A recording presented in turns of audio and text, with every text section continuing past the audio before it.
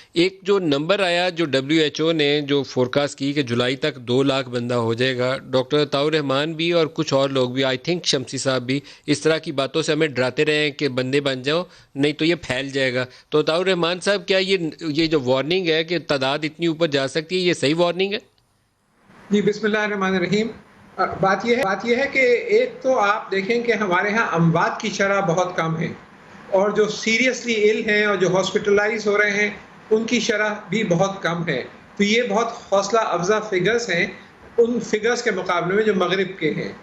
لیکن جو ایکچول تعداد ہے کہ کتنے لوگ اس وقت اس میں مبتلا ہو گئے ہیں یا ہو چکے ہیں، جب تک آپ بڑے پیمانے پہ ٹیسٹنگ نہیں کرتے، جب تک آپ اندھیرے میں تیر چلانے کی بات ہوتی ہے، کیونکہ آپ صرف 22 کروڑ کا ملک ہے، 6-7 ہزار ٹیسٹ کر رہے ہیں. رینڈم ٹیسٹنگ اب پنجاب میں اب میں نے سنا ہے کہ اب شروع ہونے والی ہے، لیکن بڑے پیمانے پہ رینڈم ٹیسٹنگ بھی ہونی آپ کی چاہیے. فورکاسٹ کیا سجیسٹ کرتی ہیں کہ آج سے 2 ماہ کے بعد کتنی تعداد اس مرض میں مبتلا ہو سکتی ہے؟ میرا خیال ہے کہ صحیح پتہ آپ کو بالکل نہیں چلے گا، جیسے آج صحیح پتہ نہیں ہے جب تک کہ آپ بڑھاتے نہیں ہیں اپنی ٹیسٹنگ فیسلٹیز.